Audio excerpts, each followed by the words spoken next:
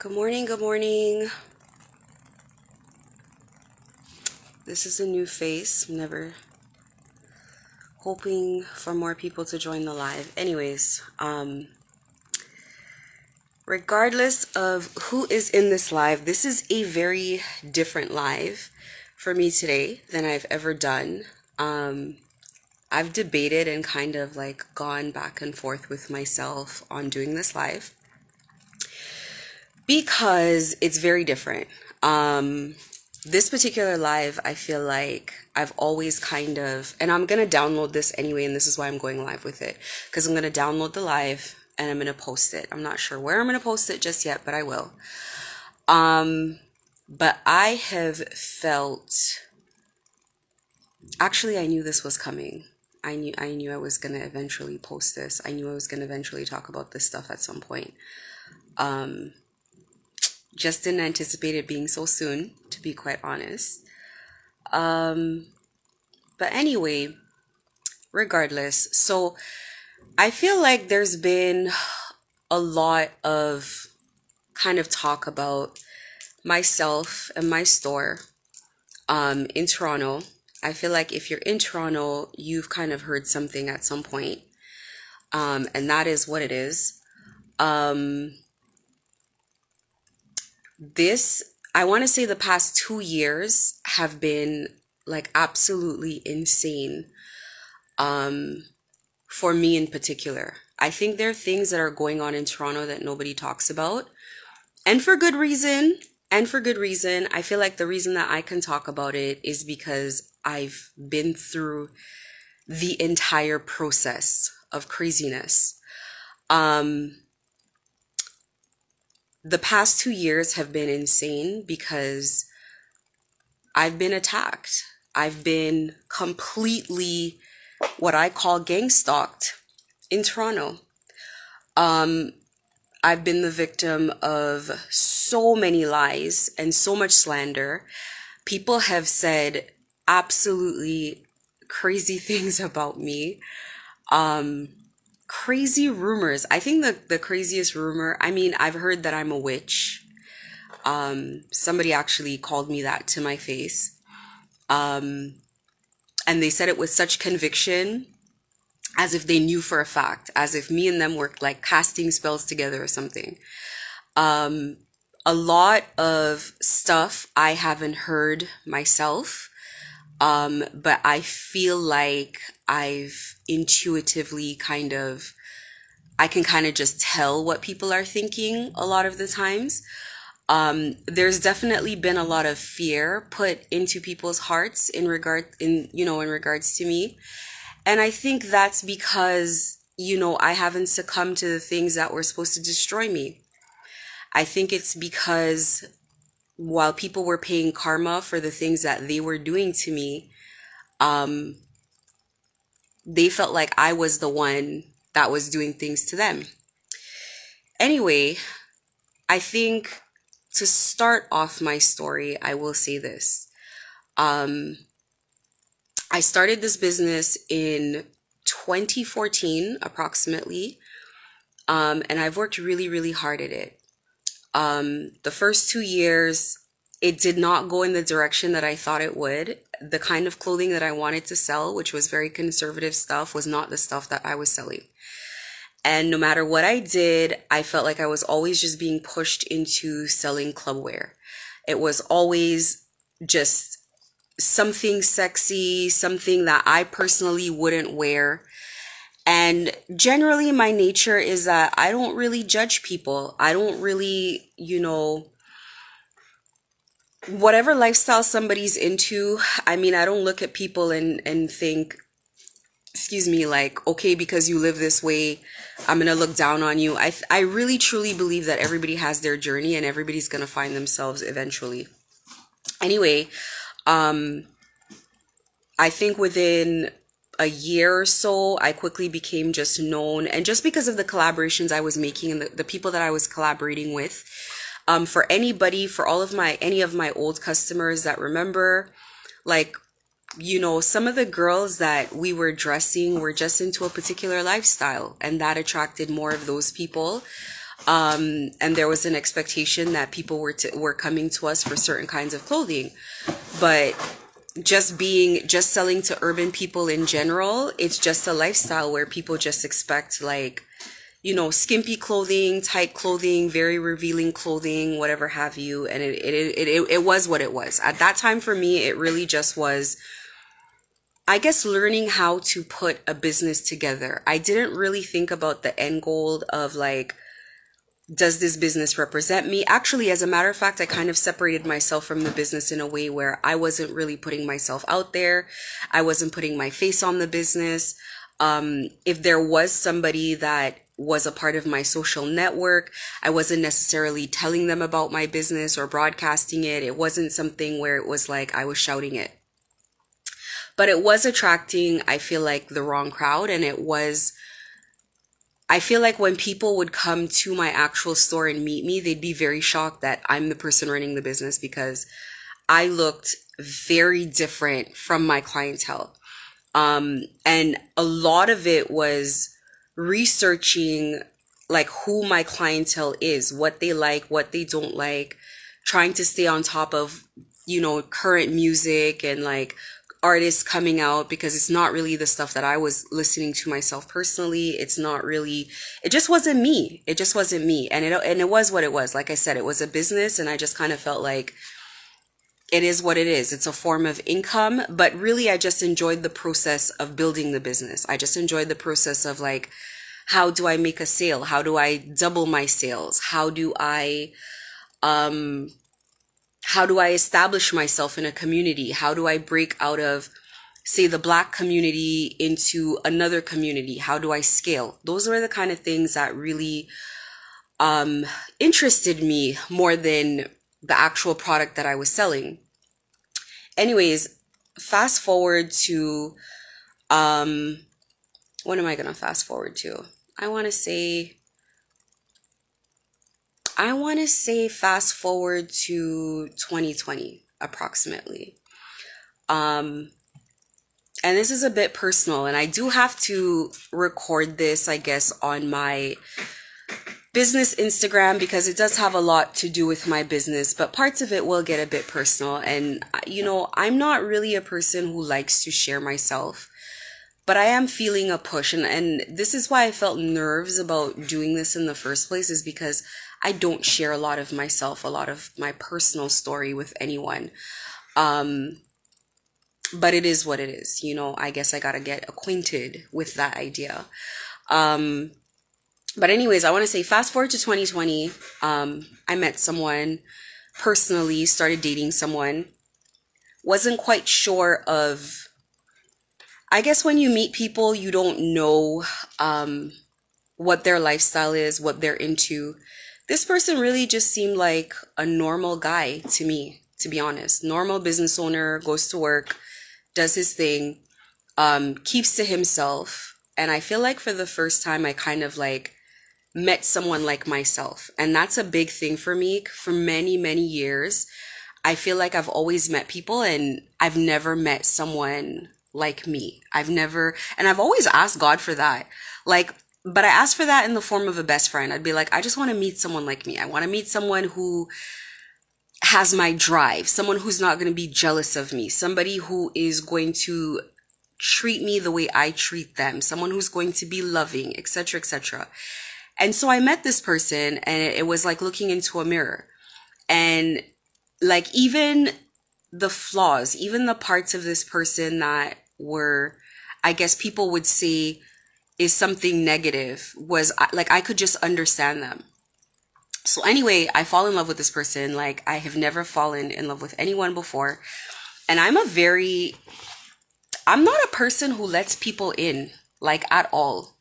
I don't let people into my heart, even though I am very loving. So it's very confusing, because I am very loving to people. I'm very open when you meet me, but I think it does give off a different, it's confusing, because even though I'm open and I'm like, whatever you need, I have you. It's like, I'm friendly, but I'm not your friend type of thing. So that was very weird for me, the fact that I was so open with someone else. But anyway, so that lasted for, I want to say about a year or so. A year, yeah, about a year or so, just kind of like on and off, getting to know each other, taking my time. I don't rush into things. He doesn't rush into things. It is what it is. Like we're both, I wouldn't say guarded because it's not guarded. It's just selective. Selective people, very ambitious, very focused. And like I said, we're kind of like the same person. In the process of all of this, I was already at Vaughan Mills. So we opened at Vaughan Mills in 2021, beginning of 2021. And after I started dating him, I did notice a lot of weird things happening, like people kind of following me, people definitely following me, people trying to follow me home. That happened more than once. Um, People coming around asking very personal questions, coming to my store, behaving in very odd ways. Like I've always known my clientele personally. I know who my clientele is and I know their portfolio. But all of a sudden people were coming around and they were telling me things about other people that were coming around. So it was just very weird. It was like people who kind of like knew more than they were letting on. Anyway, it was subtle enough that it wasn't a huge red flag, but I was noticing just very odd behavior. And odd behavior for me is people asking too much questions. That's one thing. I meet with my clientele and we used to be by appointment before. So if my clientele, if my clients come into the store and they shop, we're very different people, but people accept me for who I am because I accept people for who they are. And we know we're different. They know like Can does not go clubbing. Can does not do these things. So we don't bond on that basis. They don't really ask me anything personal. I don't ask them too much personal, but we'll talk about things like current events and whatever. I give very good customer service. People enjoy their time with me. They pay their money and they go. Even if they're not happy about the price or they're not happy about whatever, generally people treat me with a lot of respect. I treat people with a lot of respect and people know that they can come to me and just things. I'm reliable. I'm honest. You're going to get what you pay for. You're not going to have too much trouble. You're going to go on your way. All of a sudden, people are coming in and it's mistreatment, it's aggression, it's being rude, it's being intolerant, it's making statements that are not necessarily not necessary to be made, and it's not my clientele. And it's very obvious. These girls are older than my clientele. My clientele at that time with clubwear, these girls are young. These girls are going to parties. These girls are, they're just a certain type of girl, okay? All of a sudden, I'm getting different races, different ages, 49-year-olds, women, men coming in to shop, just different. Like, if my clientele, and I'm not going to say any particular race because my clientele were all races. If you go to a club or you're urban or you listen to hip hop or you're under a certain age, you're my clientele. Okay. I'm not going to say just black people. It's been all people. It's been Persian. It's been Italian. It's been whatever. They all know me. They know about me. They were recommended to come to shop with us by a friend of a friend. And they're very cool. They come in, they're like, hey girl, how are you? Whatever the case is, even though I don't know them, we have a good conversation. I even try to give them a deal because they'll ask. And that's it. I treat my clientele very well. My clientele are not these women, are not these older women, are not these people that come in. These people came in for a purpose. It was very obvious from day one. Fast forward into this relationship, this guy ghosted me. He just came home. I called him one night because I was at the store and someone came to the window of the store and took a picture of me on their cell phone. I froze in place because that was weird. Like someone came to the window of my store and took a picture of me. Prior to that, weird things were happening, like my tire on my car got slashed. And I'm thinking to myself, I barely even have friends enough to even have enemies. Like I don't deal with anyone at all. Especially when I just opened the store, because when I just opened that store, it was in the middle of the pandemic. It was locked out and nobody wanted to work. So it was like, there were days I was doing 12-hour days 7 days a week. Like I would be, because my kids were in school at the time, so it was like they were helping here and there, but they couldn't do a full day. And I had to be careful because we were in the mall. So it was like if the mall opened up, I had to have someone man the store, and that would usually be me. So any type of friendships, any type of associations, acquaintanceships that I had at the time fell at the wayside because I was just working 12-hour-a-day shifts. I couldn't really be on the phone as I wanted to. I was hustling.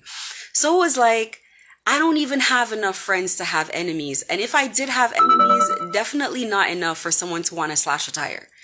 Like, that is not happening. And just even I don't have the personality to make enemies with people. Even people that don't like me may not like me, but I don't promote conflict enough for people to like want to slash a tire. So this is a very nice car, to be honest with you. So the tires on this car are $1,000. So somebody slashing a tire on my car costs me $1,000 each and every single time I have to go back to Mercedes to get that tire replaced. It was ridiculous. And I felt like it was a violation as well.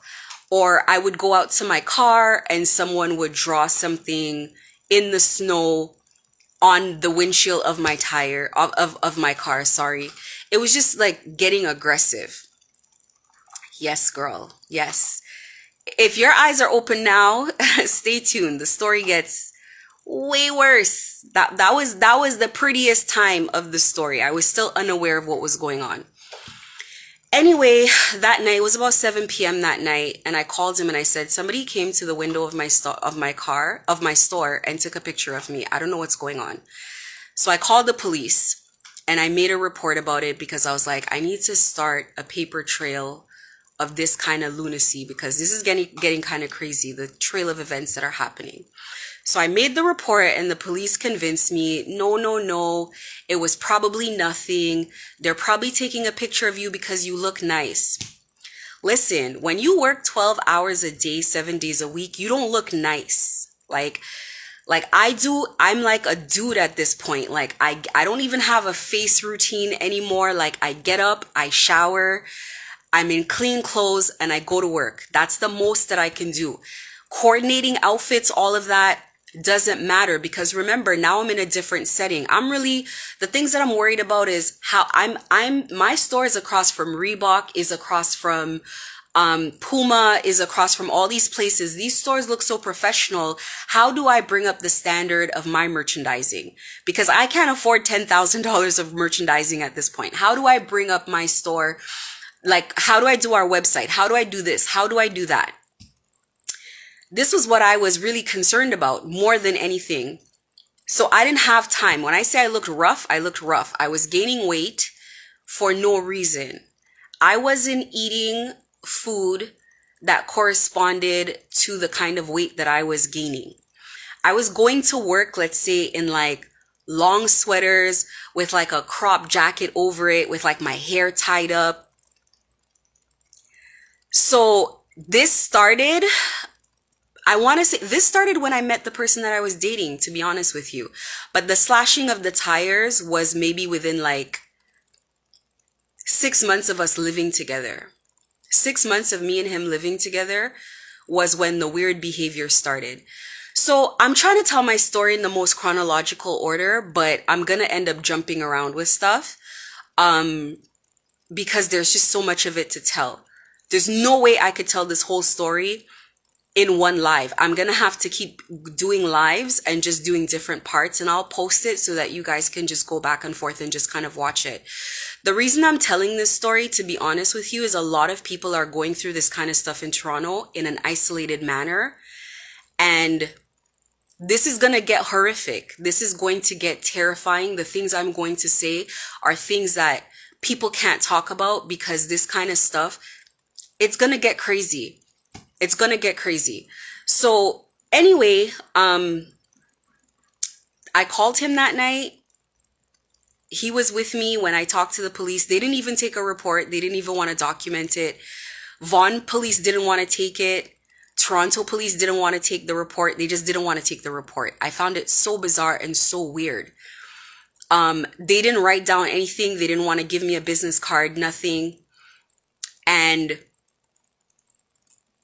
Then the tire got slashed. Well, no, I can't even remember if the tire, I have it all written down. All of it's written down. This is more than a year ago. Actually, this is about a year ago. This is about 2 years ago now, because this happened in 2021. He ghosted, like he came home. Imagine living with someone, having no conflict with this person whatsoever. No fighting. You guys never fight. This is the weirdest relationship in that we were so close. We never fight. We do not have disagreements. We don't have misunderstandings. Nothing. Comes home, kisses me goodnight, says I have to talk to you, and starts packing his stuff and moves out everything. I mean everything. I mean the socks. I mean took the dust bunnies in the corner with him. I mean everything. This was about midnight. He packed up everything and he left. This is the most confusing thing I've ever seen in my life, because again, kissed me goodnight. How are you? Everything, like same thing. Happy to see me as he opened the door, everything. Packed up everything. Like, you know, if somebody moves out the same night, they're going to take like a bag of stuff and they're going to need a moving truck to come tomorrow for their stuff. He took the wine rack with every bottle of wine on it. No traces. I'm devastated. I came out of the shower and I didn't even have enough strength in my body to put clothes on. I was just laying in the bed looking at the ceiling, like, and he kept apologizing, like, I'm so sorry I have to do this, etc., etc., etc., etc. Like, but the whole time he looks terrified. Something else is going on. Now, as a woman, we all know when our man is cheating. He's a Scorpio. He's a Scorpio sun. But babe, this is not about his sign. This was the most honest man I've ever met in my life. I'll be honest with you. Part of the reason I don't open up to people is because I can feel lies. Like, some people are like, I know when you're lying. I could feel a liar. Like, if a liar enters my store, you know what? I have to be very honest about everything, because if I'm not honest, you guys won't really understand. And I hope people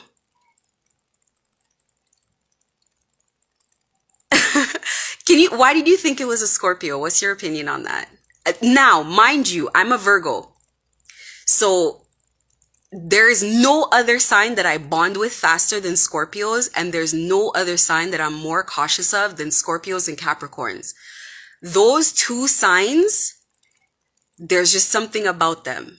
And it's crazy because I have them in my chart. Those are signs I have in my chart. So I don't know what it is. It's like I understand them. But this is back to what I was going to say.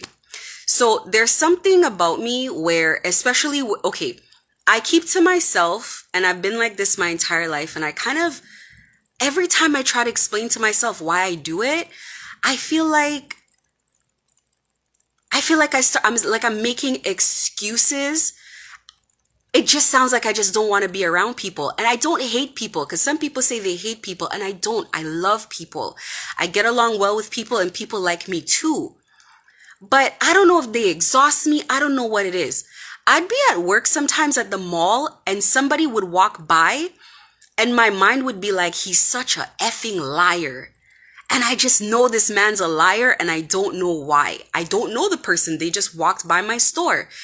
And sometimes it gets overwhelming to just get these messages all the time, to just, like, it was an African guy actually that happened to, and he walked by with his wife and he was pushing a stroller. And my mind was like, such a dirty effing liar. And I just knew he was cheating on her. I don't even know the people. They never even came in the store. But these things I trust when I feel them.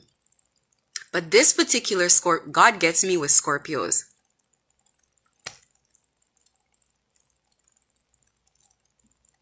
I got Sagittarius in the chart too. Let me tell you something.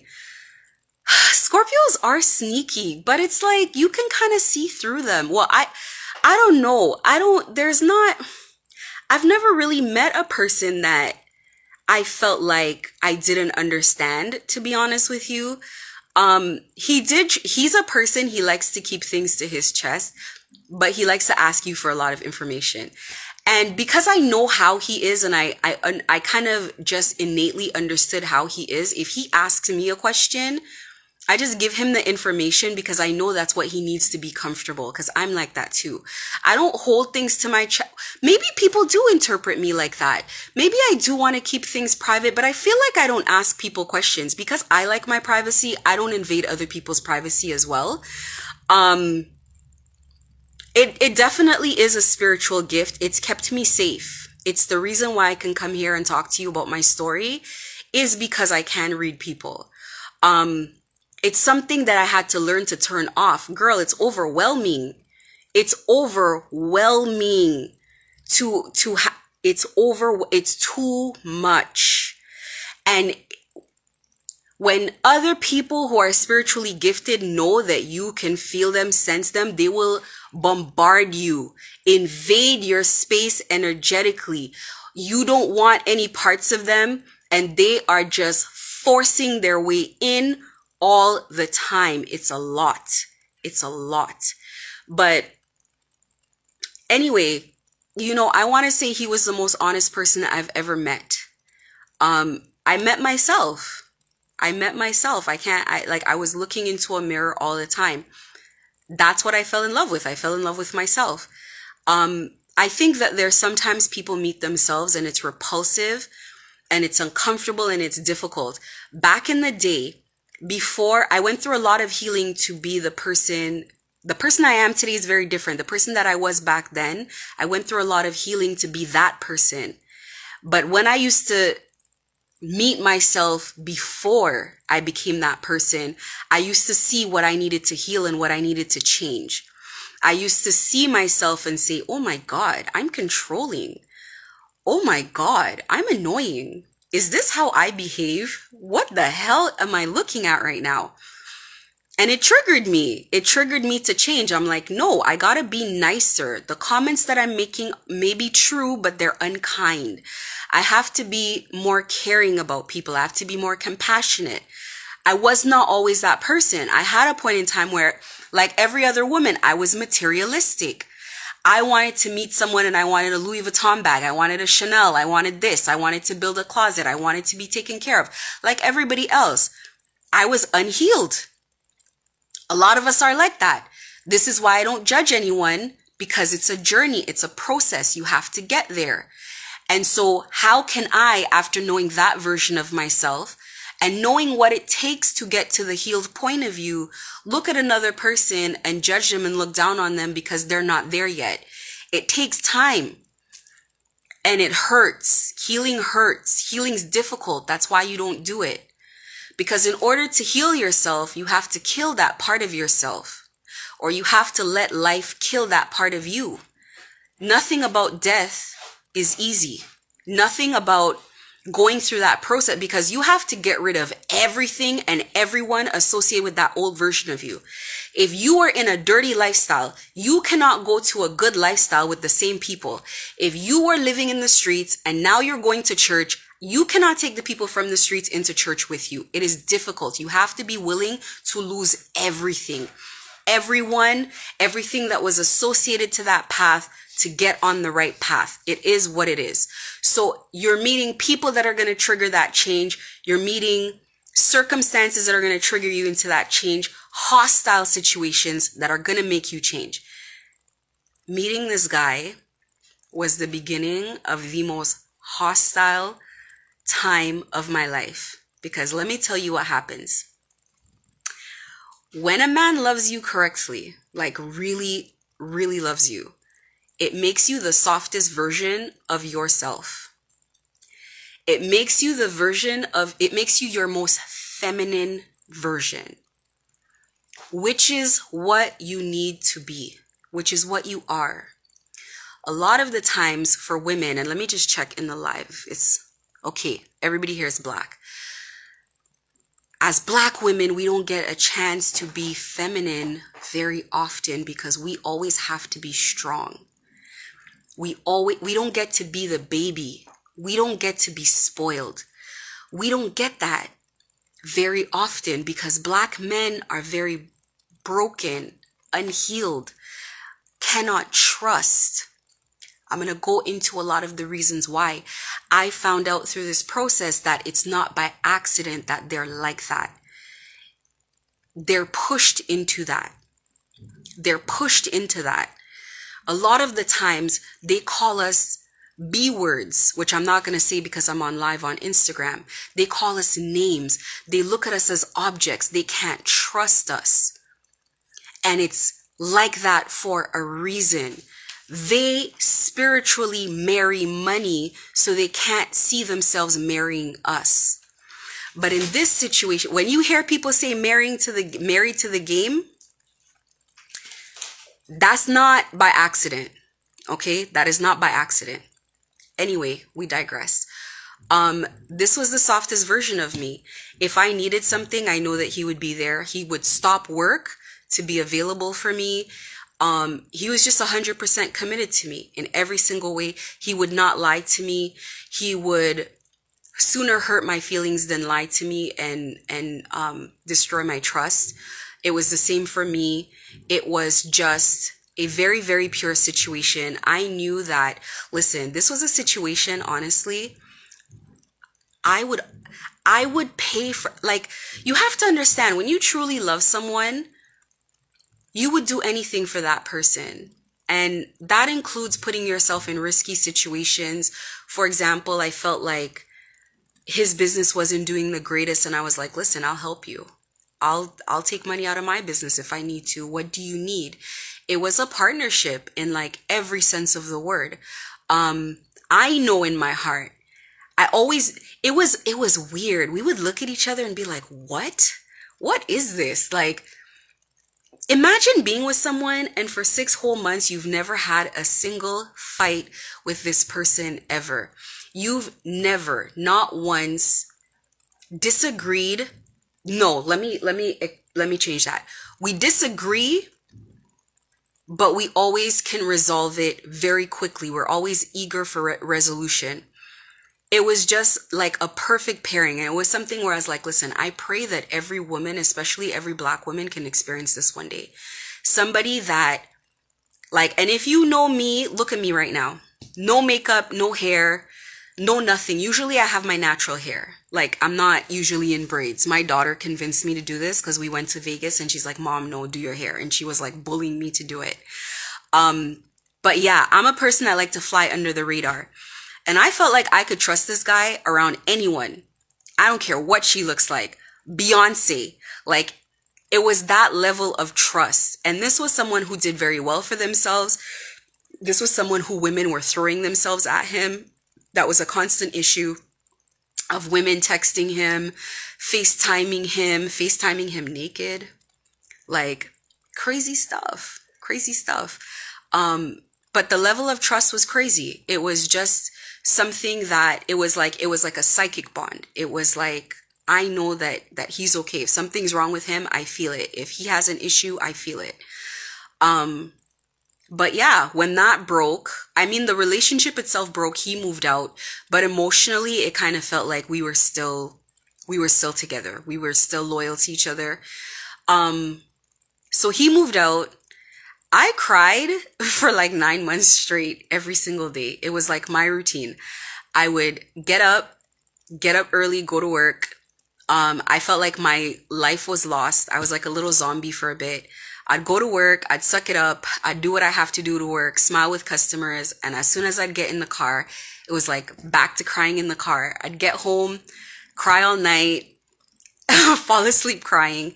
Listen, for that first week, there were nights I would wake up out of my sleep at 3 a.m. already crying. Like I was crying in my sleep. Like I would wake up already in tears. It was so crazy. I would try to hide this from my kids. I'd try to be quiet. I'd cry in the shower. I'd cry in the car before I'd get home.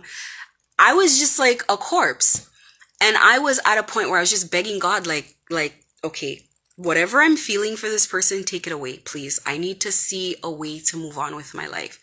Take it from me. This is too much. Like I was just begging God to take that from me.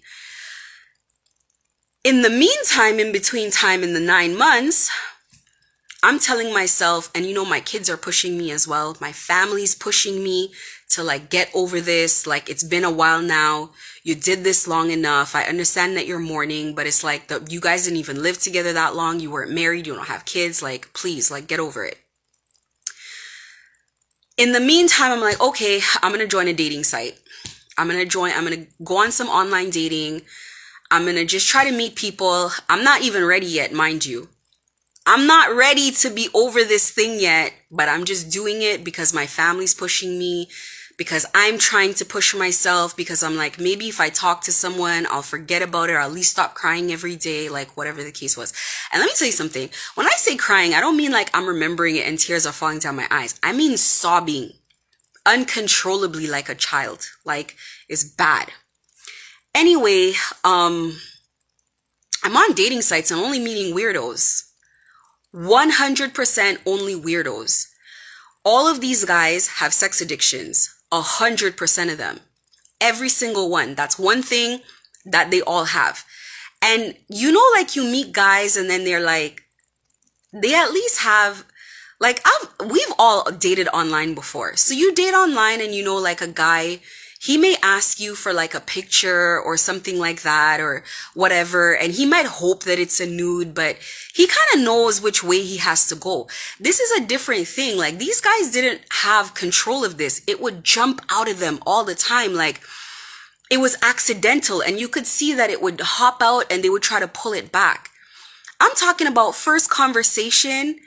The guy is sending me pictures of himself where I'm just like, this fool, like, you don't know me. You don't know what I'm about. You're sending me a full body picture with your face in your underwear, like crazy stuff where I'm just like, but the peculiar thing about it is they knew all about me.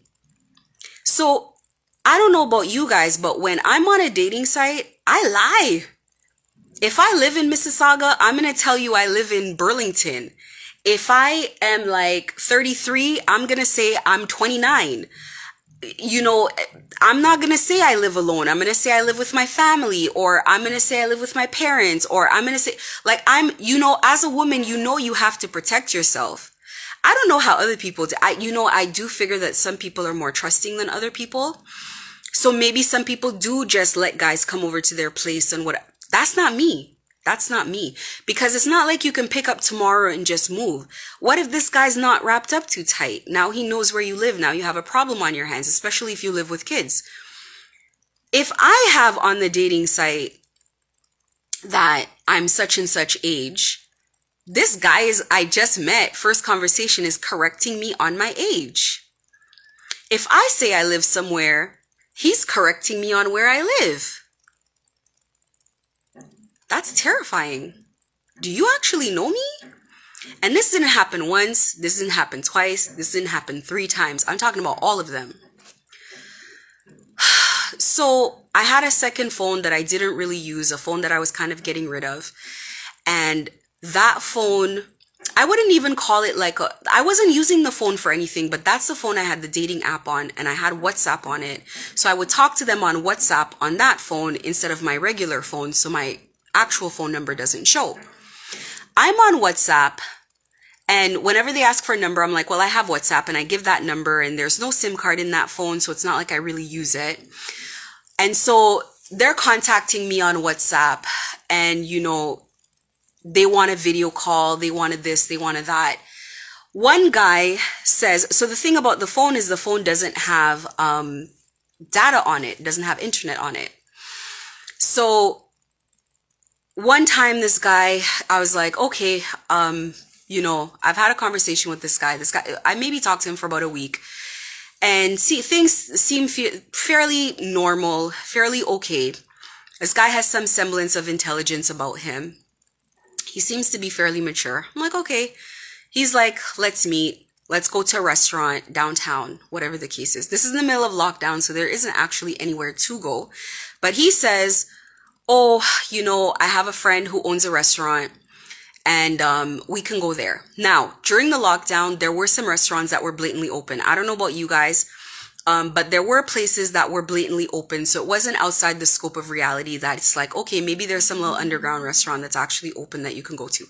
Actually, it wasn't even underground. A lot of my customers were still going clubbing because the clubs were basically open. Like people were literally posting videos in clubs.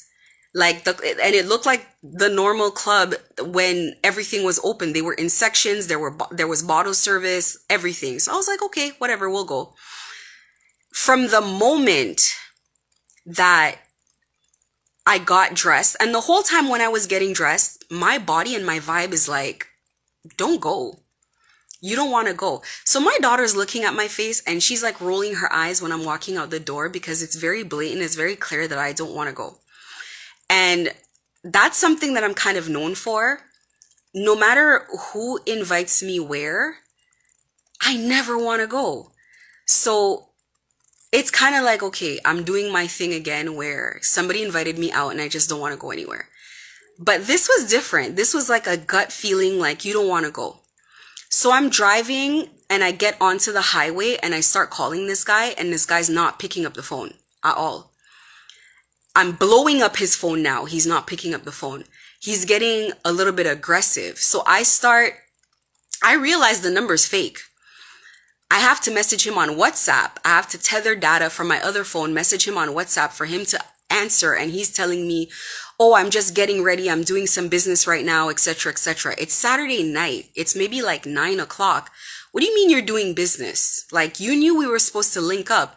It's a couple minutes and he wants me to meet him at his building and then hop in his car and go wherever. I just decide I did a U-turn on the road and I went right back home. And I got home and I gave him all the reasons that I felt like it was a no for me as to why I was not going to come.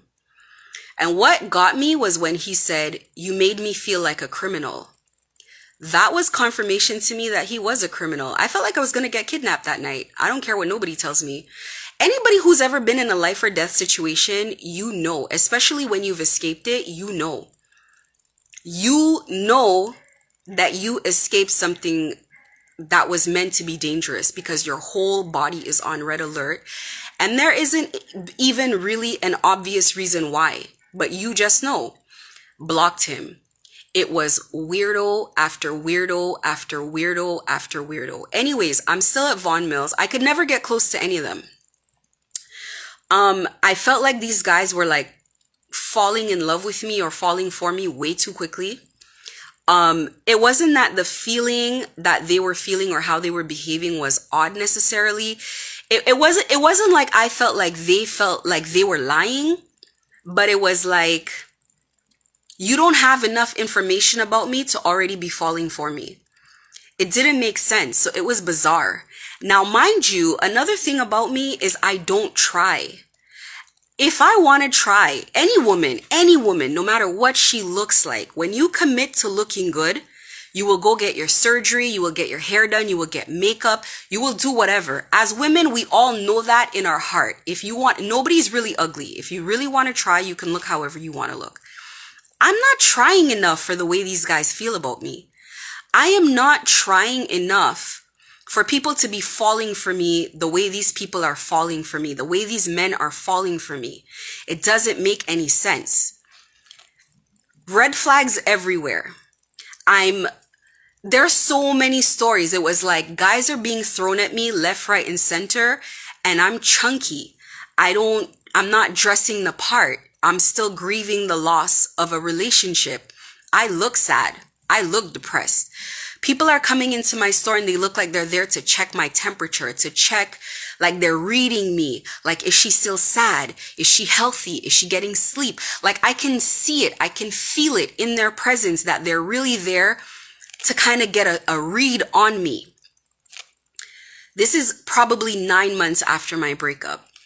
And every day I feel like somebody weird is approaching me. Every single day, without fail, there's some type of guy coming into the store. And none of them are my type. There wasn't a single one. Actually, maybe you know what? Maybe there was one. There was some little Indian guy who was like a single dad. It kind of touched my heart. His wife passed away. He had to take care of the baby by himself, etc., etc. That kind of touched my heart. I had to lay him down easy. because I'm not about to break anybody's heart, because I knew I wasn't ready. I knew I wasn't ready to date. But it kind of felt like it was really being pushed on me to like move on to date somebody else. Here goes the phone. No, thank you. We're not taking calls right now. It kind of felt like it was being pushed on me to kind of date and to kind of get out there. Business is booming, by the way. In the meantime, in between time, we started selling prom dresses, and I'm getting clients from up north. And let me do say this. Let me say this in the meantime. It's impossible to tell my story without talking about my faith and my spirituality.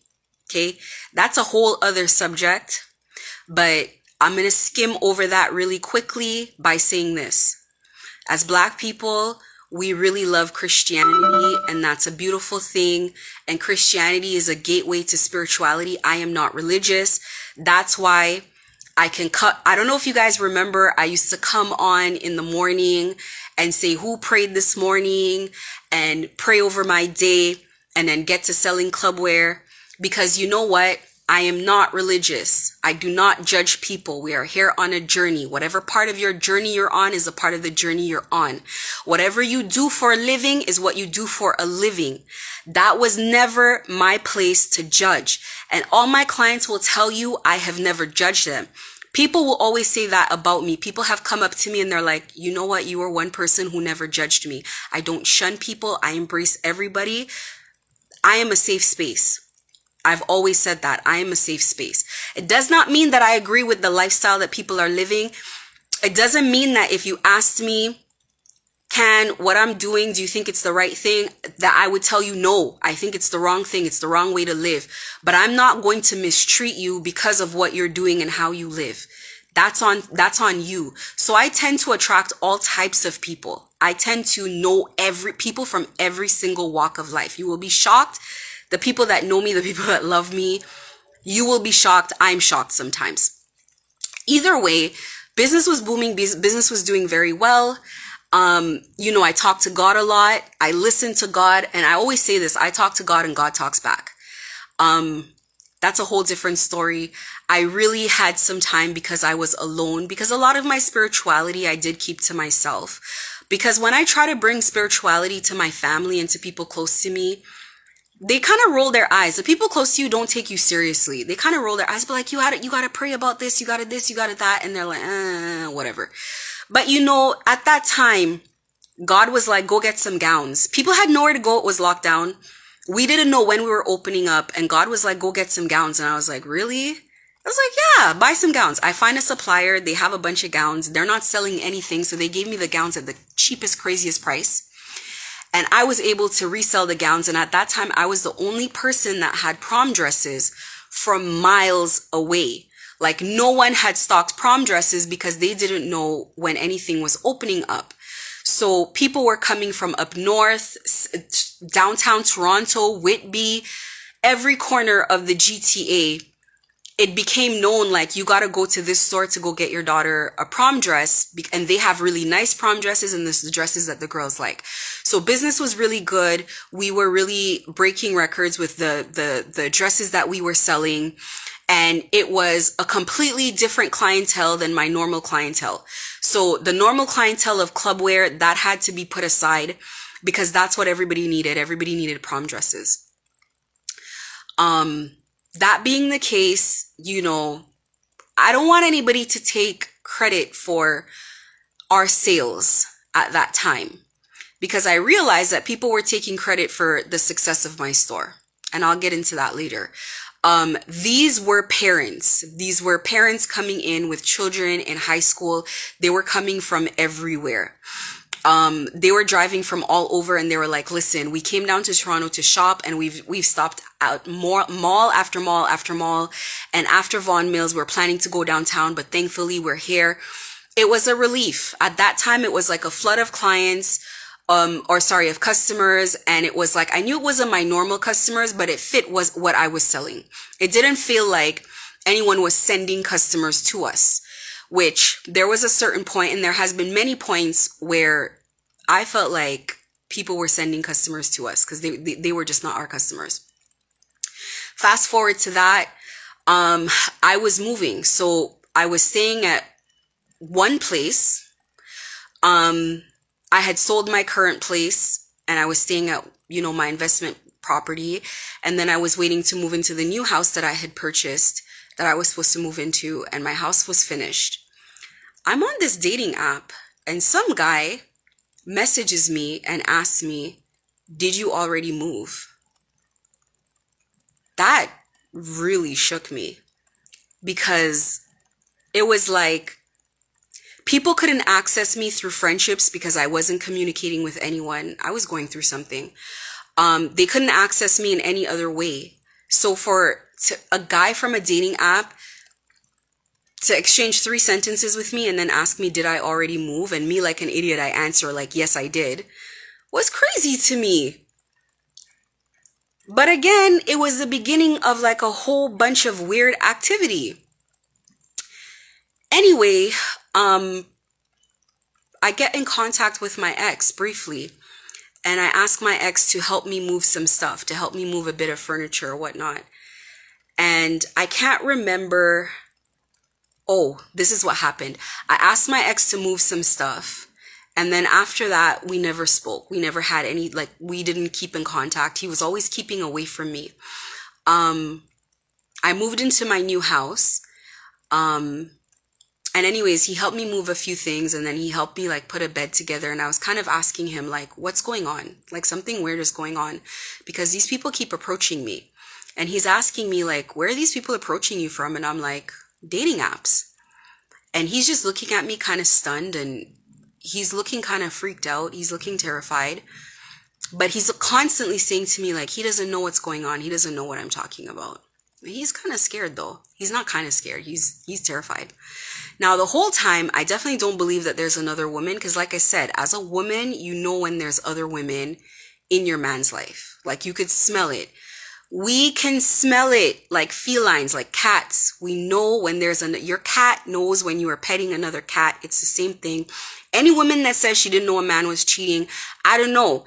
Is your third eye blocked or what is going on? How do you not know? So I knew it wasn't another woman. I knew that I wasn't competing with anybody else for this man's affection or attention. It was something else going on. So anyway, he says nothing to me. Let me tell y'all this weird, bizarre story, okay? I'm on the dating app and there's this one, sorry if my lips are dry, guys. I'm on this dating app. I can't remember if it was Hinge or what it was. And there's this one particular guy whose profile picture was weird. He himself is not an attractive person. But the picture, there's something about the picture. I remember scrolling past the picture several times. And finally, and being not drawn to the picture from something inside of me, but being pushed to the picture from something outside of me. And I don't know how else to explain that. If I am attracted to something, then I'm drawn to it from something inside of me. But I'm being pushed to the picture from something outside of me. So I ended up saying hi to this guy. For the purposes of this story, we're going to give him an alias. And we're going to call him John Garcia. That's what we're going to call him. So this gentleman, I'm talking to him, and he's not vaguely interested in me or attracted to me at all. Not vaguely. He's not interested. I'm jumping timelines in the story. He's not interested in getting to know me as a person. He doesn't want any nude pictures. He doesn't want me to send pictures to verify I look like my profile pics. None of the above. He doesn't want to know about my childhood. He doesn't care about anything. He wants to know personal information. Where do you live? So we'll be talking, we'll be chatting. He's hey, do you live up by this street? He'll be talking some more nonsense. Hey, Do you do this? Hey, do you work in blah blah blah? Completely unrelated stuff. Does not give a shit about what's your favorite position. Like, any girl who's dating knows how this goes. You know how this goes. You know how these men are. Oh, can you come to my place? Oh, can I come see you? Oh, can we go out? None of the above. Doesn't care. Now it's starting to get very intense with the people coming at the store. These ladies in their 50s, or maybe they look like they're in their 50s, they're in their 40s. They come into the store, they're very nervous. Hey, we should go for coffee. Hey, we should be friends. A Latin, and they're all Spanish, they're all Latino. I don't know any Latinos. I don't speak Spanish. I've never had that type of clientele. I don't know where this is coming from. So they're all coming into the store, and now I know something is definitely going on, for sure. One day, I'm at the store, early in the morning, about 10 a.m. A guy comes to the front of my store, the front window, the same window where somebody took a picture of me through the window. This is at Von Mills. Somebody took a picture of me through that window, stands at the window, and an old lady walks in. An older woman, I'm not going to call her old lady. An older woman walks into the store, and she knows exactly what she's come for. I've never seen this woman before. It's only me and my kids who work in the store. A lot of times we work together. I work the most hours. I've never seen this woman before. She's not a customer. I sell clothes for young women who are in shape. Okay, not just young girls. Girls who have a perfect stomach, perfect boobs. There's no bra support, nothing. So for this lady to come in and she goes straight to the Spanx. She does a little bit of turning, twirling back and forth. She tries on the Spanx. I help her. I give my normal customer service. The Spanx are the cheapest thing in the store. They're $75. She comes to buy the Spanx. Her hands are shaking as she buys the Spanx. She's nervous. She's giving me some rehearsed nonsense. I know it's rehearsed because of the way she's speaking. She buys the Spanx, and at the end she says, hey, me and you, we should be friends. What do we have in common? So I look at her, I slide the bag on the counter, and I say, thank you for coming, in a very matter-of-fact way. And one thing about me, energetically, you will always know what I mean by what I say. So I speak with my energy all the time. And she understood that I meant, please leave my store. Like, we're not going to do this. She leaves the store and she looks defeated and she looks kind of scared because it almost looks like she didn't do her job. She was supposed to get me to, it feels like people are desperate to get in touch with me or to get close to me, and it's not working, and now they're getting serious. So this happens, and by the end of the day, what does 49 mean? The person who typed 49, what does that mean? So by the end of the day, this is not a clothing live, dear. This is going to be another live if you want fur jackets. And you could check out the website if that's the case. We're not talking about that right now. So by the end of the day, there's somebody sitting outside of my store. Yeah, MU baddie, you said 49. What does that mean? So by the end of the day, there's this person sitting out, this Spanish lady sitting outside of my store. Portuguese, to be very specific. A Portuguese lady sitting outside of my store. And she's there with some kids, and they're playing Portuguese radio. And I remember this because my ex is also Portuguese. And so this is something, he used to listen to Portuguese radio as well. And something about it took me back. Something about her sitting outside of my store. I just kind of felt as though, it's kind of like, actually, this is exactly what it felt like. It felt like being in a movie, and it's the scene in the movie just before something crazy happens. So I'm there with my daughter, and I turn around and I look at her, and I'm like, we're going to take a longer way home today. We're not going to take our normal way home. And I just knew I was going to be followed home that day. I just knew. Like, I was, something about her sitting there. It was almost like there was an energy of flies. And spiritually, flies are like monitoring spirits. Flies are a bad omen. Flies signify death. Flies signify something's happening. Something's gonna go wrong. So she's there. She's listening to the radio. And I left the store and I called this guy back, the same John Garcia guy. That's what we're going to call him, John Garcia. I called him, this guy from the dating app. And I said to him, I was like, look, whatever's going on, I'm not a part of it. Because I know that whatever's going on has nothing to do with me personally. Whatever's going on has to do with my ex. It has nothing to do with me.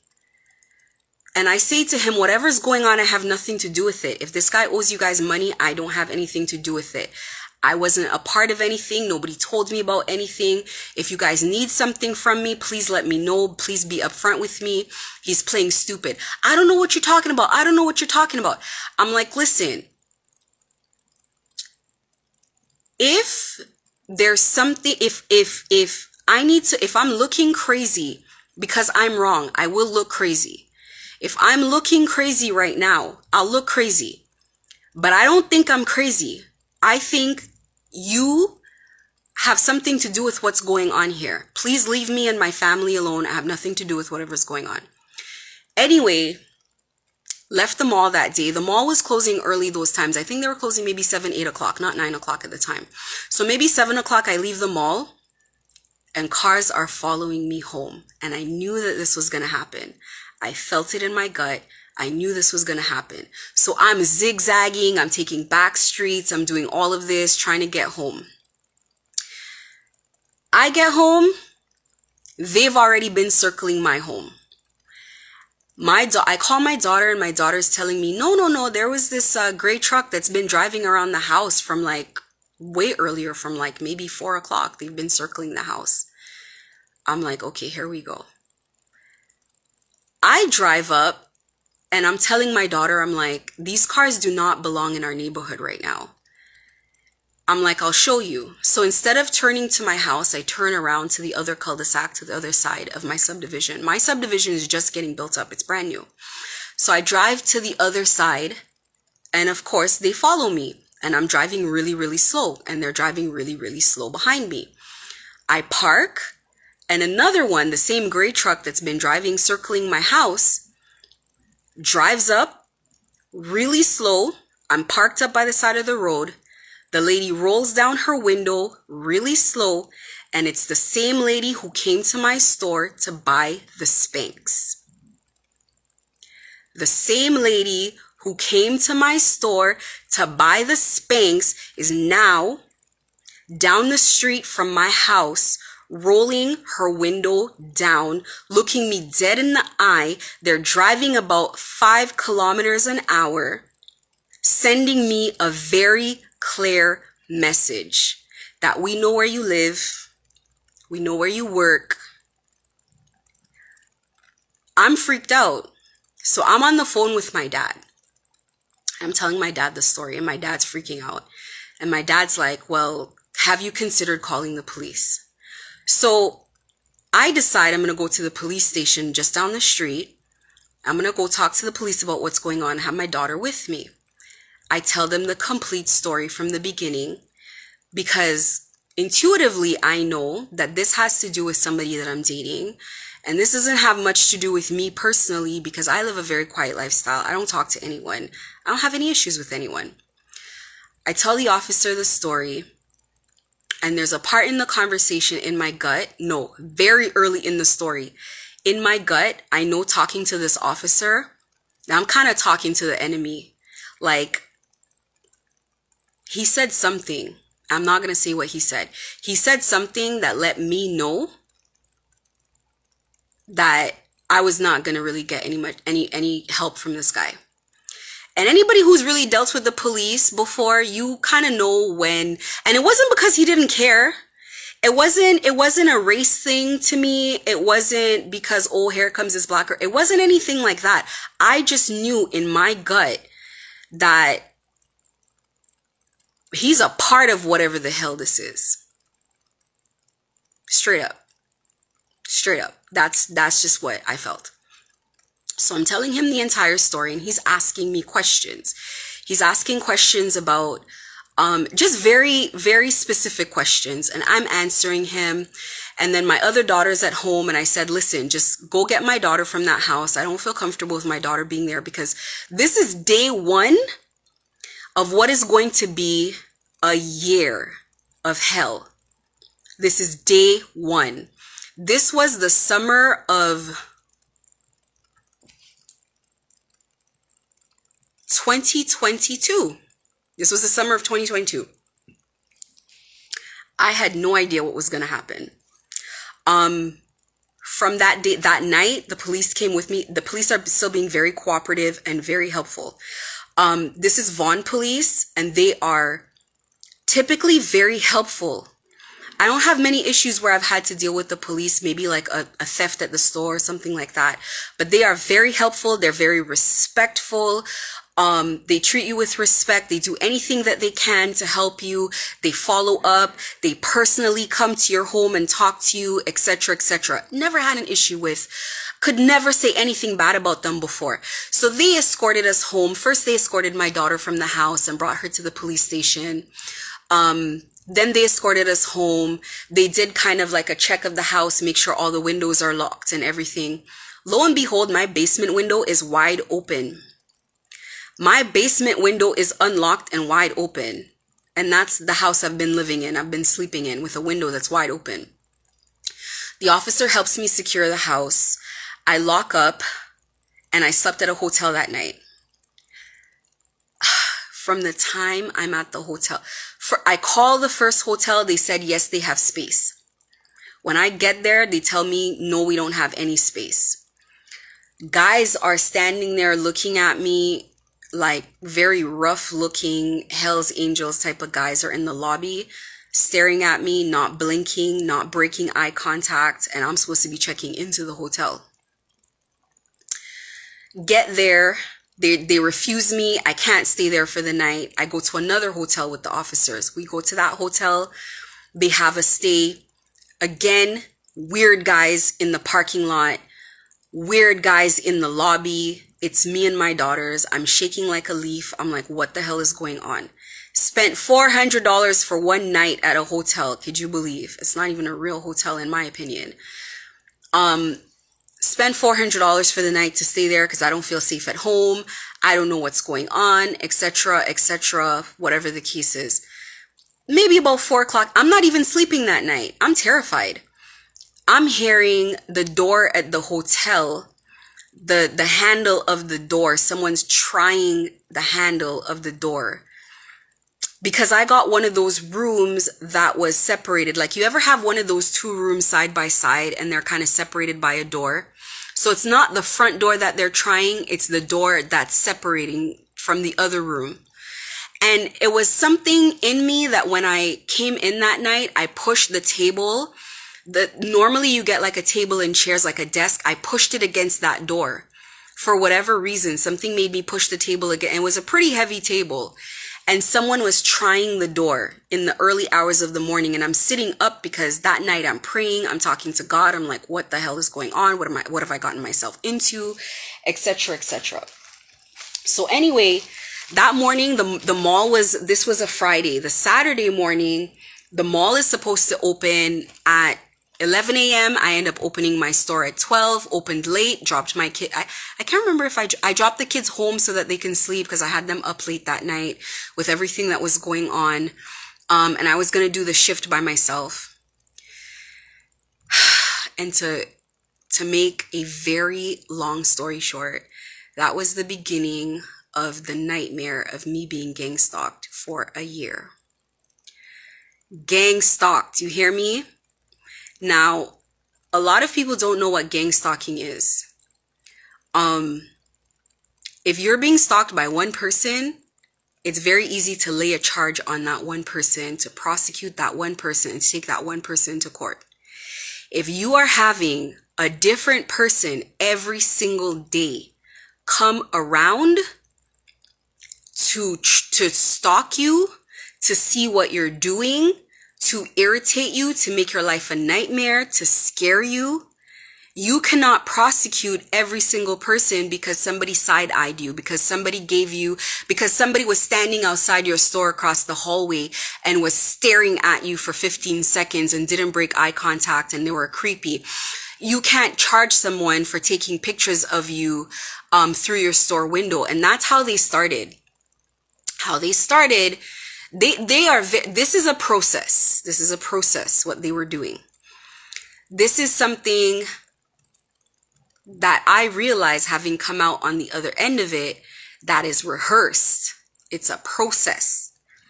It is meant to make sure that it's undeniable to you that it's happening. It's made sure to make sure that other people do not readily understand or see, even if they're in your family and they live with you, that they don't readily see it. Even if weird things are happening to them as well, because most people, when weird things happen, you just brush it aside. You just say like, that's just a weird thing. That's just a coincidence, like blah, blah, blah. It's not where it's very blatant, where you can see for yourself that, or other people can see like for a fact this is happening, but you know this is happening every day. Like, you'll have an item from your house appear in your store. Like my daughter's, her eyelashes and her nail glue, things from her bathroom ended up in the store, things that we wouldn't bring to work. We have a lock at the door that's a combination lock into our back room. So things didn't end up in the back room, but it would end up like under the cash. Or it would end up like under a rack of clothes in the store, like very, very obvious, blatant things, where we could just be like, and I'm asking her and I almost don't want to believe her. And she's like, Mom, no, for a fact, this was missing from my bathroom. I didn't know where to find it. It's in the store. Like, I can't explain why it's here. This is the kind of thing that was happening. So in the beginning, what was happening is they were taking pictures of me wherever or making it seem like they were taking pictures of me. They would just hold up their camera like this everywhere I went. And they would do it in a way where it wouldn't be blatant if there were customers in the store, but it was happening. It was happening everywhere. And I think when it got really like bizarre was when it was like, customers that I've had for years that I know on a first and last name basis. Like prior to selling clothing, I used to be in insurance, life insurance, health insurance, and group benefits. And so I have customers that I know, I have files with their SIN number. Like that's how well I know them. So not only did they buy from me in that business, but they were purchasing clothes from me as well. People that I knew personally, like I know their personal life story. Like I recommended somebody to them and now we use the same people for different things. So it's like, it's almost in a way, it's like that's how people become family friends with you, is that they support your business. If they have a business, you will go to them first and support them. Like people I know personally are now getting involved, are now coming to me, asking questions, fishing for information about me, whatever the case is. And people are pushing to be in my life in a way that is not natural. It's not natural for everybody to want to be your best friend. It's not natural for people to come in and ask you personal questions. It's not natural for the kind of things that are happening to happen. And the kind of people that are coming in are not the kind of natural people that I would attract. Like, let me tell you, to be very, very blunt, with the customers that I've had, I've always gotten the sense that I'm a little boring to them. Like, that's just that we don't have anything in common. So it's not like we're gonna go to a club together. It's not like we're gonna, even if it's like this girl owns this very popular store, I might want to be cool with her to maybe get a discount on clothes or whatever. You're gonna get that. They know they're gonna get that discount with me anyway because they always come back and because they ask for it. They don't need to be friends with me for that, nor is a friendship gonna work. We're too far apart. The way I dress, the way I speak, the way I talk, we're not the same. So I've had customers for years, and though we are cool, and every time I see them, it's like, hey girl, big hug, whatever. There's no reason for us to be close. It's not necessary. It's just not giving that. And for those people now to all of a sudden want to invite me to things and take me out, and it was just very bizarre behavior. My phones got hacked, my computer got hacked, everything was hacked. Everything was hacked. And it wasn't, and listen, somebody can hack you and not let you know that you're hacked, but they want you to know that you're hacked. So they're screen recording your devices. They're playing with your devices. They're changing things. They're signing you out of emails. They're doing things where you know that you're hacked. And the whole point of it is to incite fear into your life, to make you unstable, to stress you out. There's no reason that they need to follow you to the supermarket. I mean, I'm being followed to the washroom at work. No peace. They want to know everything that's going on every second of the day. It's maniacal. They get everybody involved. Now it's to the point that the people closest to me, including my own father, you could see my dad is asking me questions where he's trying to get information from me, but we're Creole, we speak a different language. And so me and my dad don't always speak in English. But now my dad is only speaking in English, and no matter what I say, he's responding in English. And my dad is saying to me, my dad knows everything from the first day. He's the one that told me to call the police, but now he's saying to me in English, oh, but maybe you're thinking that these people are gonna be predators, but maybe they're here to help you. Maybe they want to help you. Maybe this is a good thing. Maybe this is not what you're thinking. You should just talk to them. People that I've been friends with for years. One particular guy that I was best friends with, the mother of his children. We were best friends so much that we called ourselves cousins. I'm on the phone with him telling him what's going on, and he's saying to me, why don't you just listen to what they have to say? Like, don't shun them away. I know whatever this is now is some sort of recruitment. This is not about owing people money. Listen, they have access to my bank account.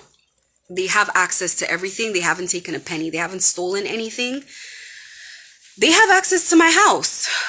They have access to my home. I know they have access to my home because they're moving things around. So I have to be putting extra bolts on my door, where I can bolt the door at night. I have to do all of this extra stuff. Customers are coming into the store. I remember one particular guy came into the store, and he asked me a question. He used to make a lot of money. And he asked me, he says, I used to make this amount a month, and I haven't made anything for the month. And I can't understand like what's going on. And he's asking me almost for like spiritual guidance, because I know people know that I'm like a spiritual person, and he's asking me for help, and he's asking me like what I think he should do. And the whole time all of this is happening is there's the bad stuff happening where I can feel my life has kind of turned upside down on its head. But there's also like, there's signs. There's other signs of other things happening. There's weird signs. Let me give you an example. I'm going to give you guys just the craziest stuff that sticks out to me. So a girl comes in the store. She comes from the Shoppers Drug Mart. If you know where we're located, the Shoppers Drug Mart is like a little ways away. Young girl. She comes in and she tells me the story that she used to live with this guy. She works a regular 9 to 5 for this company. She used to live with this guy, and this guy,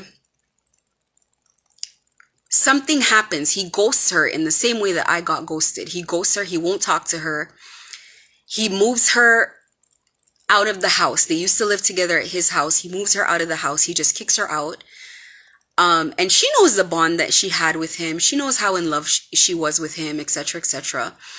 And so she's having a very difficult time with the breakup. It's very difficult for her to move on, which I relate to. I understand that. And she's asking me, she's just telling me the story of everything that's going on. And she's telling me how in love she was with him. And I'm giving her advice, and I'm like just hearing little things that are kind of like red flags, where she's telling me like he owns some sort of business, and like kind of the same things. Like she feels like he's having money problems and something's going on and he's not telling her something, etc., etc. And I'm just like, girl, it's sounding a lot like what I just went through, and I feel like you should just leave this guy alone, because obviously there's things going on. But she's the sweetest girl, and listen, it's very clear, it's very obvious to people. If people listen to rumors about you that make no sense, it's because they wanted to believe it. You know a girl that's involved in a rough lifestyle. You just know her. And then you know a girl who is just, the stories about her just don't add up. These are two different people. So if somebody comes up to you and they tell you, I'm going to think of someone. I can't think of anyone, oh my God. And they tell you a very innocent looking person is a stripper. In your heart and your soul, you know that this person is not a very successful stripper if they are, because if they're supposed to compete in that platform with the other girls, they're not going to make any money. They're wrapped up like Mother Mary. The way they communicate, the way they come across, they haven't done any of their plastic surgery. They would just never survive in that world. So if you believe that that person's a stripper, you wanted to believe it. You in your heart and your soul know that this person is not that type of person. And I'm looking at this girl, and this girl does not give me any sort of vibe of the type of girl that would date somebody who is blatantly into any type of bad lifestyle. This girl looks like a girl that goes to work and comes home very blatantly. This girl is just saying things that are just red flags. But as I'm telling her, like, you need to leave this person alone. This sounds like a guy who's involved in things that you do not understand. It's like, she's on the verge of tears in my store. I just met this girl on the verge of tears. She's holding back tears. She's a mess. And she's like, oh, for Christmas, what happened to what do you mean what happened to my right arm? Did I say something happened to my right arm? You tell me why you think something happened to my right arm, since you think there's something wrong with my right arm. That pest. What do you mean what happened to my right arm? What are you talking about? Be very detailed in your answer as well. Tell me what you think happened to my right arm. Anyway, this girl is on the verge of tears, and every single time I say to her, like, look, you need to walk away from this guy. Promise me that you're going to walk away from this guy. Promise me that you're not going to contact him again. Like, you don't know what's going on. You don't know what people are involved in. She'll just be like, okay. And she's on the verge of tears, and she's like, all right, you know what? You're right. Because I feel like her gut is telling her the same thing, that she needs to listen to what her intuition is telling her, that she's getting the danger signs, that she knows things are not okay. But at the same time, it's like she can't let it go. She can't let it go. And she leaves my store, and two things are going through my head. The first thing is, I know for a fact this girl's not going to leave this guy alone. I know for a living fact that this girl's not going to leave this guy alone, that she's still going to contact this guy, that she's going to find a way to find out what happened, why he's not communicating with her, etc., etc. That's number one. Number two, I don't think she came there to talk to me by accident. I definitely feel like some way, somehow, she was, the way you're sitting or not moving it in that still position for no long. Listen to me, sir. Nothing is wrong with my arm. You're sitting there looking to see, I haven't moved either one of my arms. Nothing is wrong with my arm. Don't start with me before I block you off of my profile, period. And let me tell you guys one thing. I know that these people know that I'm going to be talking about what they did to me for a year. More than a year. They should have known when they were doing what they were doing that I was not going to keep it a secret. You guys are afraid of them. I'm not afraid of nobody. Period. That is spiritually, that is physically, that is on any plane. Period. I'm not afraid of anybody. So let me make it very clear. If you come here and you cross the line with me, I will keep you in my prayers.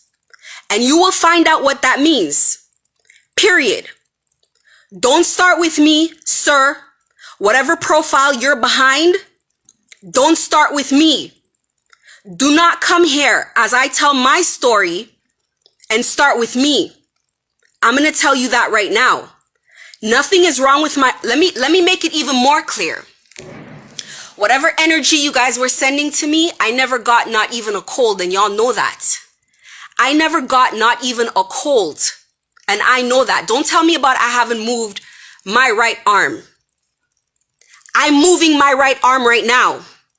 Don't ask me what's wrong with me. This is my right arm, and I'm holding the phone with my other arm. Don't ever. This is a warning to everybody watching the live. Do not come into my personal space and ever try to intimidate me. That is done. That is the old me. That is the old me. And I'm not standing for no nonsense. So, cross the line. Cross the line at your own risk. Don't play with me. Don't play with me. And I'm going to tell you that only once. Now, there's people who like to tell people things twice, and there's people who like to beg people. There's people who like to convince people, and that is not me. I'm very impatient with people. At my whole life, I say things once, and then I let you see for yourself after. Don't come in here trying to gaslight. Don't come in here trying to tell me, you know, one of those things these gang stalkers like to do is tell you that you were not followed. How you know if I was followed, sir? Were you there with me? How you know if I was followed? I will tell you when I was followed. Don't tell me if I'm not moving my hand. Don't look for any kind of anything to try to feel like whatever nonsense you guys are doing is working. I'm here to level the playing field. See, because I don't talk to anybody, because I keep to myself, there's a lot of times that it's very easy for rumors to be spread about me, who I am, what I do. Even though people come into my store and they say to myself, she doesn't seem that like that type of person. She doesn't seem manipulative. I didn't read that off of her. They'll still say stuff about me. Listen, I'm going to be coming on live every single day and talking about my experience. And you know why I'm doing it? For many reasons, for several reasons. But I realize that I got through this terrifying thing. I got through this because I pray, because of God. And people in this city who know what I went through, many people, almost everybody knows what I went through. Because they were sending people in. People know what I went through. So people are in shock that I got through it. So Exo Remy, I'm going to for the sake of the people that are already in the live, let me check who's in. For the sake of the people who are in the live who listen to it, I'm not going to go back through everything, but I'm going to download this and I'm going to post it so that people can see what I'm talking about. Basically, I'm talking about what I've gone through in the past year. I'm not discussing... Yeah, that's exactly what I'm talking about. What I posted about a year ago. That has been going on for the entire year and has gotten worse ever since. And I'm finally at a point where that's not going to happen anymore. And that's not happening anymore. And that does not mean that they're not trying to keep it going. That does not mean that they're not trying, that I'm not still hacked. They're probably watching it from my phone right now. The person that asked me if my hand is moving, he ran out the live. And I'm going to keep him in my prayers tonight. And he'll find out. He'll find out. Listen, see, here's my thing.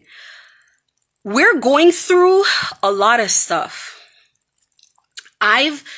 Through this process of what happened to me, of me getting everything hacked, of being gang stalked, this happens to a lot of people in the city. Girl, there were people, customers of mine, that came around and were standing outside my store to watch my movements, wouldn't make eye contact with me, looked pissed off like they didn't even want to be there. They looked like they were forced to be there. Like they were forced to be there. And I realized through everything that was going on that there were people that knew what was going on and that what I was the victim of and what I feel is like people knew what was going on, that there were people that were looking to me wondering like, how is she doing this? How has she gotten through this? And then there were other people that liked to see it happen to me because they didn't like me. And I don't think it's me that they didn't like. They didn't know me personally, but they didn't like my business. They didn't like the fact that my business was maybe more successful than theirs, or, you know, that we were kind of having the same clientele or people had good things to say about me. So they were happy to see something happen to me, like finally something happens to her. But it was kind of one or the other. Either people that wanted bad things to happen to me, or people that were like, that felt bad about it, that were like, Can doesn't do anything to anybody. She doesn't bother anybody. Like, this is wrong. And I could see it. There were so many, listen, I have to do this more than one live. If I tell you the kind of things that these people have done, and I know who they are, by the way, because they've done it so long that I know the person behind it by first and last name. I know what he looks like. I've been to his business. He's been in my energy. I've been in his energy. I know the person behind it. It's unfortunate that people are targeted in this way. There's things happening in this city that everybody knows about, but it's a if you know type of situation. He's not happy. They are not happy that I'm talking about this now, but I could talk about it now because nobody can intimidate me anymore. In the very beginning, yeah, I was terrified. I'm a young girl. I'm by myself. I have to go to work every day. Everybody knows where to find me. My store's in the mall. These people try to put me out of business. They circulated a whole bunch of lies about me. If you go anywhere in the city and you bring up Can Boutique, you just listen to the kind of crazy things that people say. People accused me of being a witch.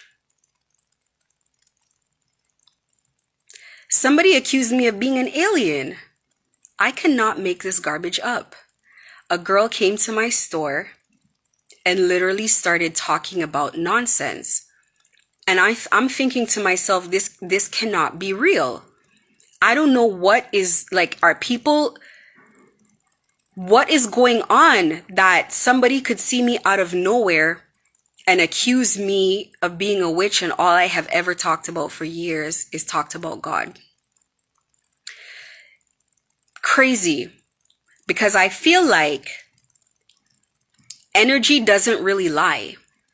So I feel like you can be in someone's space and be able to tell if what people are saying about them is true or not true. Like somebody could tell you somebody's a thief or somebody's a liar. And because you're in that person's personal space, you're kind of feeling them out. You're like, you know what? I can kind of see why people would say that. Or they said this particular thing and I felt like it was kind of weird, or whatever the case is. No one can say that they came into my space and or I've communicated with them and I've given them any sort of reason to believe that I'm a horrible person or I'm malicious in any way or whatever. I always treat people with respect, with kindness. I don't judge people, like I always say. So there's absolutely no reason for somebody to choose me, to target me in such a relentless way. But I'm glad I went through it. There's been a lot of people that have come into contact with me or tried to help me or be friends with me or support me, that because they've been around me have now found themselves in the same situation. And that's kind of what they did or what they used to make sure that nobody would help me. Filipino in the 6, which is in my live right now. I remember when he was charging $30 for a post. Came back a couple months later, he was charging $2,000 for a post. That's the kind of stuff that would happen, where a person would be rocking with you 1 minute and the next minute it's like they're completely different. They've switched up on you. And one thing I know is if my own dad switched up on me, there's nobody that couldn't switch up. And I think there's 2 ways that people switch up. Either they're offered money to switch up, or they switch up because they're being threatened themselves, they're being intimidated themselves, or they want no parts of whatever's going on. Either way, I'm at a point with everything that's going on where I don't blame anybody for whatever they chose to do.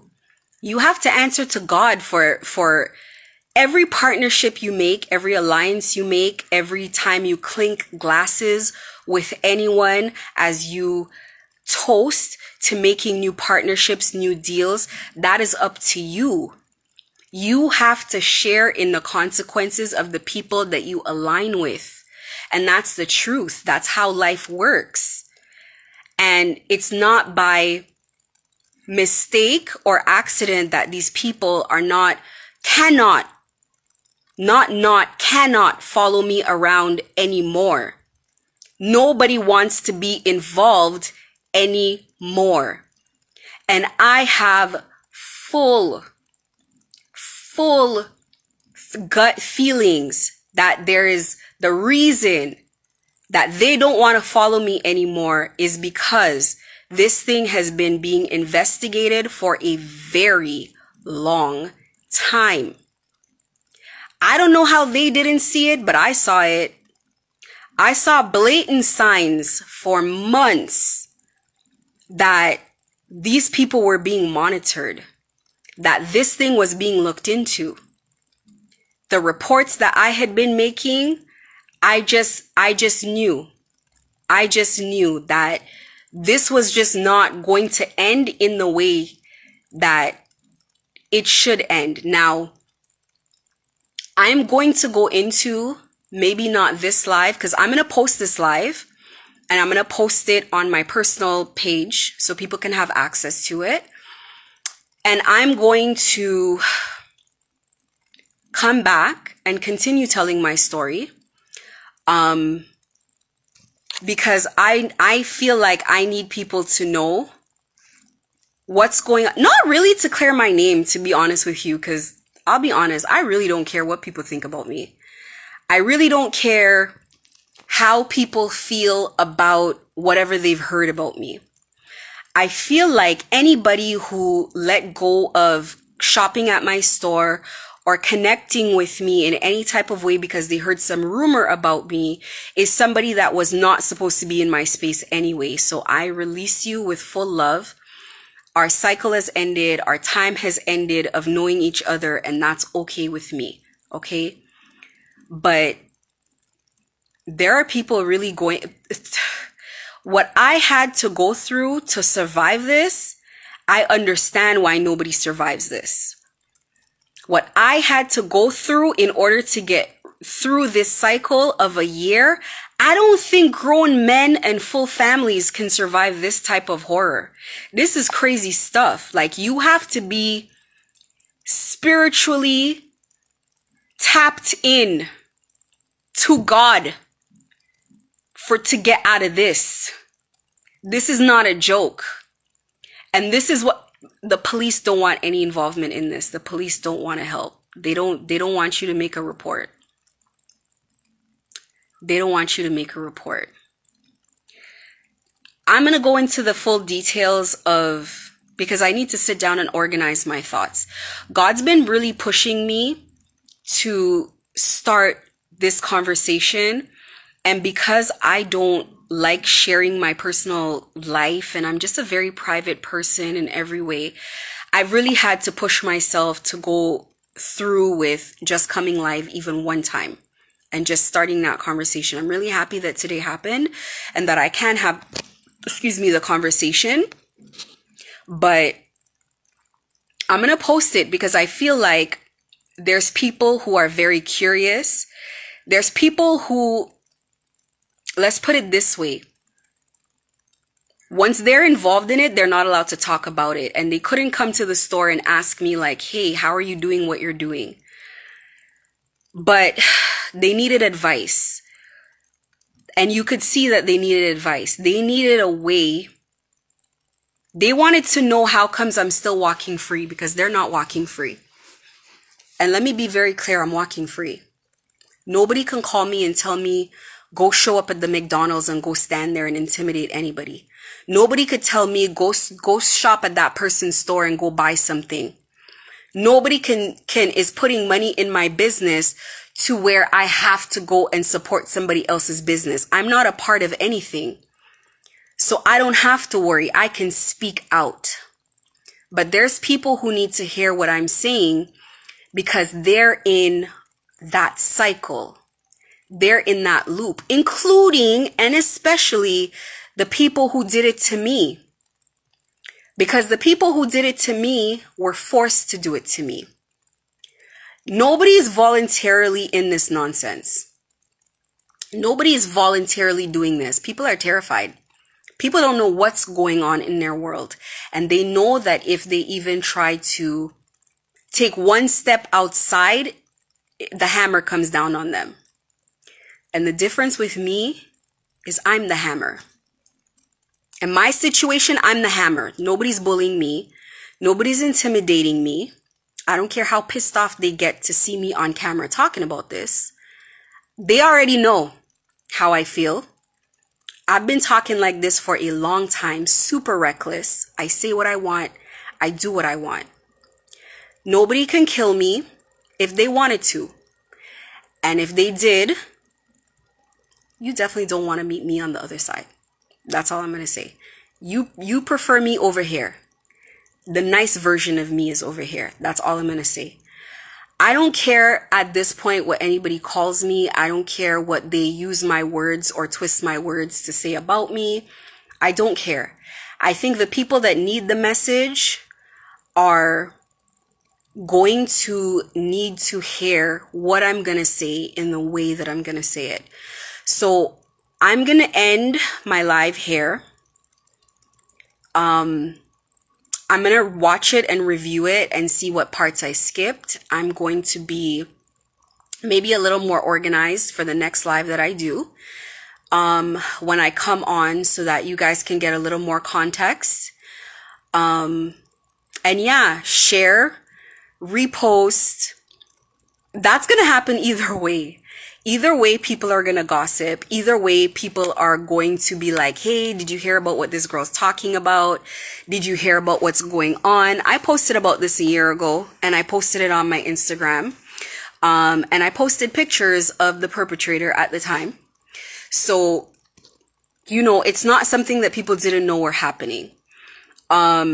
So yeah, share, repost. I'm going to post a link from my personal page so that you guys can repost it. And then I'm going to always repost them so that you guys can watch them again. But yeah, that's it. I thank you guys for watching. I thank you to the one lady who's left over watching. Yeah, I will. If you guys have any questions, ask it over on, you won't be able to ask because it'll be posted in my stories. The link will be posted in my stories here, but then you can ask on my other page, on my personal page, if you guys have any questions and whatever. And again, I come in peace. I ask people to, babe, I have already stayed. I was strong for a year. I don't need to stay strong anymore. Thank God. I don't need to stay strong anymore. I haven't even begun to share. When I truly begin to share, you guys will understand just how bad this is. And there's people who have to go through this in silence. Big names in the city, people you know, influencers, anybody who's anybody, okay, newscasters, anybody who's anybody has gotten a taste of this. So thank you, God. I no longer need to stay strong. I'm good. I'm good now. I'm good now. I was not before. It took a long time of healing. A long time. My engagement is bad for a reason. They don't want people to know what I know. But it's an infestation in this city, especially in our community. Especially in our community, there's an infestation of this stuff, and they hold people hostage in this crazy stuff. But I have to say, I got through it. And this message is really for anybody who is going through it. And if you want to know more information, all you need to do is Google gang stalking. And or stages of gang stalking will give you a good idea of what I've gone through. Gang stalking. It's on the internet. That's all you need to Google, and you will see what I am about to be talking about. And this has happened in Toronto. And this is happening every day. And this is some of the craziest stuff that I didn't believe. Like, if somebody told me about this, I would be shocked and perplexed. I would not believe that this is going on. It's terrifying stuff. But it all of it follows the same theme all the time with anyone. No matter who goes through it, they go through it the same way. It's the same thing over and over. So, like I said, I will end the live here. I will come back, pretty frequently, because I think my story is important, and I knew God was going to make me tell I just knew it. I knew it the whole time. I was like, oh my God, I'm going to be next. But yeah. Go on YouTube, go on Twitter, go on Instagram, anywhere, hashtag gang stalking, and you will see what I'm talking about. Like, the people that live to be able to tell their story, those are the people that have gone through the worst. Those are the people that never succumbed. Those are the people that never joined. They never joined. They never allowed the recruitment to happen. So thank you so much for being here and hearing my story. Have yourself a great day, and I'm going to go post the link.